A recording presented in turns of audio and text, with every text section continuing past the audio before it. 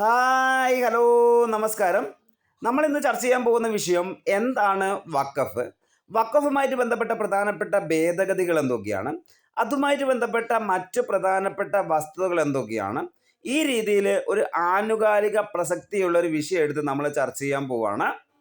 ഏവർക്കും PSC mind ബൂസ്റ്റിൻ്റെ പുതിയൊരു വീഡിയോയിലേക്ക് ഹാർദമായ സ്വാഗതം. നമ്മൾ ഈ വിഷയം പരിചയപ്പെടുമ്പോൾ ആദ്യം തന്നെ പരിചയപ്പെടേണ്ട കാര്യം എന്താണ് വഖഫ് എന്നതാണ്. അതായത് ഇസ്ലാമിക വിശ്വാസപ്രകാരം ഏതൊരു വ്യക്തിക്കും അയാളെ കയ്യിലുള്ള ഏതൊരു പ്രോപ്പർട്ടിയും ദൈവത്തിന് അല്ലെങ്കിൽ മതപരമായ കാര്യങ്ങൾക്ക് സമർപ്പിക്കാൻ പറ്റും. ഈ രീതിയിൽ വഖഫായി നൽകുന്ന ഗ്രാൻഡിനെ മുഷ്റത്ത് ഉൽ ഖിദ്മത്ത് എന്ന് വിളിക്കുന്നു. അതേസമയം അത്തരമൊരു സമർപ്പണം നടത്തുന്ന വ്യക്തിയെ വാക്കിഫ് എന്നാണ് വിളിക്കാറുള്ളത്. ഇത്തരം സമർപ്പണങ്ങൾ 3 ആവശ്യങ്ങൾക്ക് വേണ്ടിയിട്ടാണ് ഉപയോഗിക്കാറുള്ളത്. അതായത് റിലീജിയസ്, പയസ് അല്ലെങ്കിൽ ചാരിറ്റബിൾ. അതായത് മതപരമായിട്ടുള്ള കാര്യങ്ങൾ, ഭക്തിപരമായിട്ടുള്ള കാര്യങ്ങൾ, ജീവകാരുണ്യപരമായിട്ടുള്ള കാര്യങ്ങൾ. ഇത്തരത്തിലാണ് സമർപ്പിക്കാൻ പറ്റുന്നത്. ഈ ഒരു സമർപ്പണത്തെയാണ് ഇസ്ലാമിക വിശ്വാസപ്രകാരം വഖഫ് എന്ന് പറയുന്നത്. നെക്സ്റ്റ്, വഖഫിൻ്റെ ചരിത്രവുമായിട്ട് നമ്മൾ പരിശോധിക്കുന്ന സമയത്ത് ആദ്യം തന്നെ പരിചയപ്പെടേണ്ട ഒരു വ്യക്തിയാണ് മുഹമ്മദ് ഗോറി. അതായത് 12ാം നൂറ്റാണ്ടിൽ രാജാവായ പൃഥ്വിരാജ് ചൗഹാനെ പരാജയപ്പെടുത്തിയ ശേഷം മുസ്ലിം അധിനിവേശക്കാരനായ മുഹമ്മദ് ഗോറി ഇന്ത്യയിൽ മുസ്ലിം ഭരണം സ്ഥാപിക്കുകയാണ്. അതിനുശേഷം 2 ഗ്രാമങ്ങളുള്ള ഒരു വഖഫ് സ്ഥാപിക്കുകയും ചെയ്തതോടെയാണ് ഇന്ത്യൻ ഉപഭൂഖണ്ഡത്തിലെ തന്നെ ആദ്യത്തെ വഖഫ് രേഖപ്പെടുത്തിയത്. തുടർന്ന് ഡൽഹി സുൽത്താൻ കാലഘട്ടത്തിൽ വഖഫ് എന്നുള്ള ആചാരം കൂടുതൽ വികസിച്ചു വരുന്നതായിട്ട് നമുക്ക് കാണാൻ പറ്റും. ഇപ്പോഴത്തെ ഒരു ആനുകാലിക വിഷയമാണ് വഖഫ് ബില്ല്. ഈ കാര്യം നിങ്ങൾ റീസെൻ്റായിട്ട് കേട്ടിട്ടുണ്ടാവും. വഖഫിനെ കുറിച്ച് മനസ്സിലാക്കി വെക്കുന്ന സമയത്ത് കുറച്ച് വർഷങ്ങളൊന്ന് മനസ്സിലാക്കി പോകാം. ആദ്യം തന്നെ വഖഫ് ആക്ട് വരുന്നത് 1995-ലാണ്. ശേഷം 2013 വഖഫ് ഭേദഗതി നിലവിൽ വരുന്നു. അതിനുശേഷം വഖഫ് ഭേദഗതി ബില്ല് 2024 പാർലമെൻറ്റിൽ അവതരിപ്പിക്കുകയാണ്. ഇത്തരം വർഷങ്ങൾ ആദ്യം തന്നെ മനസ്സിലേക്കൊന്ന് കൊണ്ടുവരിക. അതിനുശേഷം മനസ്സിലാക്കി വെക്കേണ്ടത് വഖഫ് ബോർഡുകളെ കുറിച്ച് കേട്ടിട്ടുണ്ടാവും. ഈ വഖഫ് ബോർഡുകൾ 1913 ബ്രിട്ടീഷ് ഗവൺമെൻറ്റിൻ്റെ കാലഘട്ടത്തിലാണ് രൂപീകരിക്കുന്നത്. ശേഷം 1923 ബ്രിട്ടീഷ് സർക്കാർ തന്നെ മുസൽമാൻ വഖഫ് ആക്ട് രൂപീകരിക്കുന്നുണ്ട്. അതിനുശേഷം ഇന്ത്യക്ക് സ്വാതന്ത്ര്യം കിട്ടിയതിന് ശേഷവും, അതായത് 1947 ശേഷവും ഇതുമായിട്ട് ബന്ധപ്പെട്ട നിയമങ്ങൾ സർക്കാർ മുന്നോട്ട് കൊണ്ടുപോകുന്നതായിട്ട് നമുക്ക് കാണാൻ പറ്റും. അതിനുശേഷം 1954-ലാണ് സ്വതന്ത്ര ഇന്ത്യൻ സർക്കാർ 1954 സെൻട്രൽ വഖഫ് ആക്ട് രൂപീകരിക്കുന്നത്. അതിനുശേഷം ഇന്ത്യയിൽ കുറച്ച് സ്റ്റാറ്റ്യൂട്ടറി ബോഡീസ് വരികയാണ്. അതായത് ഇത്തരത്തിലുള്ള വഖഫ് പ്രോപ്പർട്ടികൾ മാനേജ്മെൻറ്റ് ചെയ്യാനും അതേപോലെ തന്നെ സംസ്ഥാന തലത്തിലും കേന്ദ്ര തലത്തിലും പ്രത്യേക തരത്തിലുള്ള ചില സ്റ്റാറ്റ്യൂട്ടറി ബോഡീസിനെ നിയമിക്കുകയാണ് സർക്കാർ. അതായത് കേന്ദ്ര ഗവൺമെൻറ് കേന്ദ്ര തലത്തിൽ സെൻട്രൽ വഖഫ് കൗൺസിൽ രൂപീകരിക്കുന്നു. സംസ്ഥാന തലത്തിൽ വഖഫ് ബോർഡുകൾ ഇവ രൂപീകരിക്കുകയാണ്. ഇന്ന് നമ്മൾ ഇന്ത്യയിലെ മൊത്തം സംസ്ഥാനങ്ങളും കേന്ദ്രഭരണ പ്രദേശങ്ങളും എടുത്ത് പരിശോധിക്കുന്ന സമയത്ത് 34 വഖഫ് ബോർഡുകൾ ഇന്ത്യയിൽ നിലവിലുള്ളതായിട്ട് നമുക്ക് കാണാൻ പറ്റും. ഇന്ത്യയിൽ മൊത്തം വഖഫ് പ്രോപ്പർട്ടികളായിട്ട് 8,70,000 സ്വത്തുക്കൾ നമുക്ക് കാണാൻ പറ്റും. അതേപോലെ തന്നെ ഇതിനകത്ത് 9,40,000 ഏക്കർ വിസ്തൃതിയിൽ വഖഫ് ഭൂമിയുണ്ട്. ഈ രീതിയിൽ നോക്കുന്ന സമയത്ത് ഇന്ത്യയിൽ 3ാമത്തെ വലിയ സ്വത്തുടമയായിട്ട് ഈ വഖഫ് ബോർഡ് മാറിയിട്ടുണ്ട്. അതായത് ഇന്ത്യൻ റെയിൽവേ, ഇന്ത്യൻ ആർമി, ഇവയ്ക്ക് ശേഷം വരുന്ന ഇന്ത്യയിലെ ഏറ്റവും വലിയ ഭൂ ഉടമയാണ് ആര്? ഈ വഖഫ് ബോർഡ്. ഇപ്പോൾ വഖഫുമായിട്ട് ബന്ധപ്പെട്ട പ്രധാനപ്പെട്ട ഒരു ടേമാണ് once a waqf is always a waqf. അതായത് ഒരു പ്രാവശ്യം ഒരു സ്വത്ത് വഖഫാക്കി മാറ്റിക്കഴിഞ്ഞാൽ പിന്നീട് അത് ഏത് കാലത്തും വഖഫ് തന്നെയായിരിക്കും. അതിനെ തിരിച്ച് ഒരു വ്യക്തിയുടെ ഭൂമിയാക്കി അല്ലെങ്കിൽ സ്വത്താക്കി മാറ്റാൻ സാധിക്കില്ല. അടുത്തായിട്ട് 2025 വഖഫ് അമെൻമെൻറ്റ് ബില്ല് പാസ്സാക്കിയിട്ടുണ്ട്. ആ കാര്യങ്ങളാണ് നമ്മൾ പരിചയപ്പെടാൻ പോകുന്നത്. ഈ വഖഫ് അമെൻമെൻറ്റ് ബില്ലിൽ ഏകദേശം ഒരു 40ഓളം അമെൻമെൻറ്റുകൾ പറയുന്നുണ്ട്.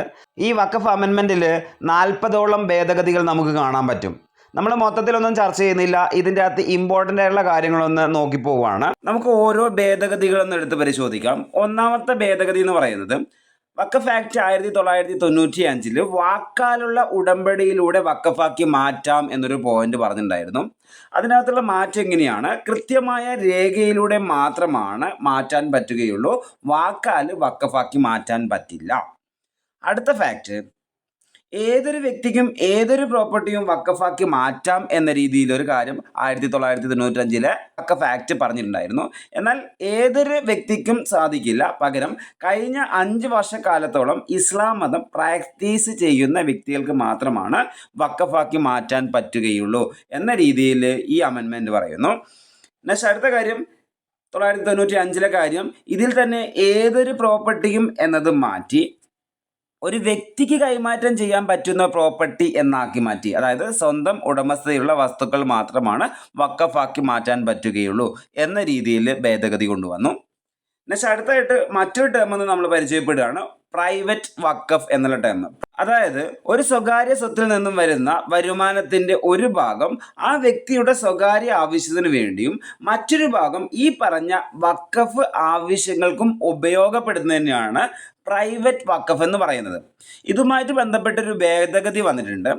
ഈ സ്വകാര്യ സ്വത്തിന്റെ പിന്തുടർച്ച അവകാശം നഷ്ടപ്പെടുന്ന സാഹചര്യങ്ങളിൽ, അതായത് ആ വ്യക്തി മരിക്കുന്ന സാഹചര്യങ്ങളിൽ ആ സ്വത്ത് വഖഫായിട്ട് മാറുന്ന ഒരു സാഹചര്യമുണ്ട്.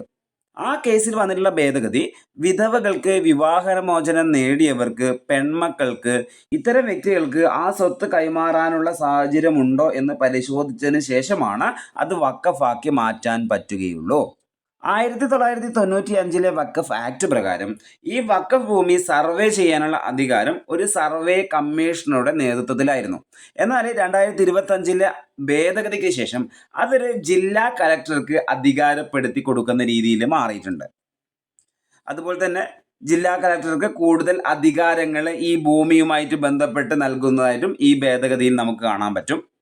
നെക്സ്റ്റ് അടുത്ത കാര്യം, അടുത്ത അമെൻമെന്റ് വഖഫ് ട്രൈബ്യൂണലായിട്ട് ബന്ധപ്പെട്ടതാണ്. ആ വഖഫ് ട്രൈബ്യൂണലിൽ ചെയർമാനായിട്ട് വരുന്ന വ്യക്തി ജില്ലാ തലത്തിലുള്ള ഒരു ജഡ്ജി ആയിരുന്നു.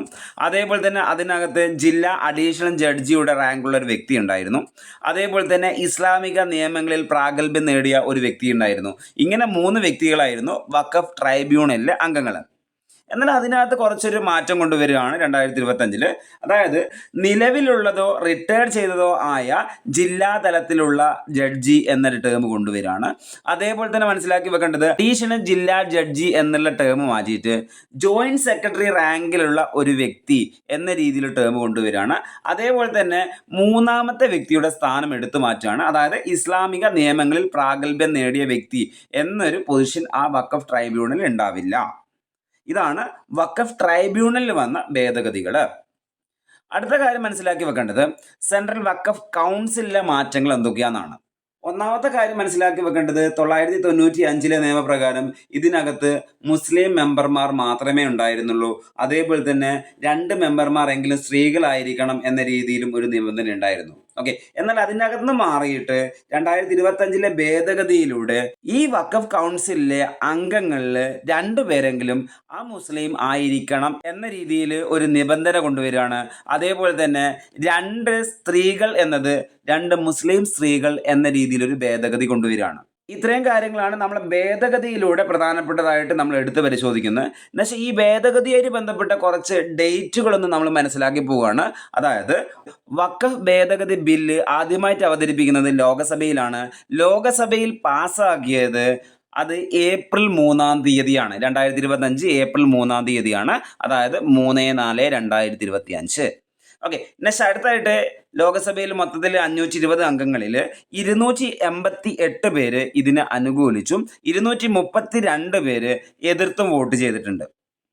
നെക്സ്റ്റ് അടുത്ത കാര്യം, വഖഫ് ഭേദഗതി ബില്ല് രാജ്യസഭയിൽ പാസ്സാക്കിയത് എന്നാന്ന് ചോദിച്ചു കഴിഞ്ഞാൽ ഏപ്രിൽ 4-ാം തീയതിയാണ്.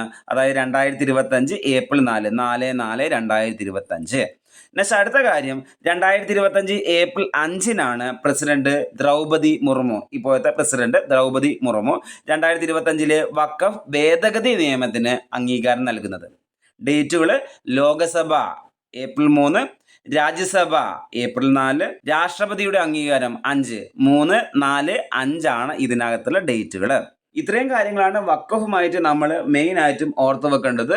അടുത്ത PSC പരീക്ഷകളിൽ ഇതുമായിട്ട് ബന്ധപ്പെട്ട ഫാക്ട്സുകൾ ഒരു പക്ഷേ ചോദിക്കാം. അതുകൊണ്ട് തന്നെ ഇതിനകത്തുള്ള ഒരു പോയിന്റ് പോലും വിട്ടുപോകാതെ മനസ്സിലാക്കി വെച്ചുള്ള മറ്റൊരു വീഡിയോയുമായിട്ട് നമുക്ക് മറ്റൊരു സമയത്ത് കാണാം. വീഡിയോ ഇഷ്ടപ്പെട്ടിട്ടുണ്ടെങ്കിൽ ലൈക്ക് ചെയ്യുക, അതേപോലെ തന്നെ മറ്റുള്ളവരിലേക്ക് എത്തിക്കാൻ വേണ്ടിയിട്ട് ഒന്ന് ഷെയർ ചെയ്യുക.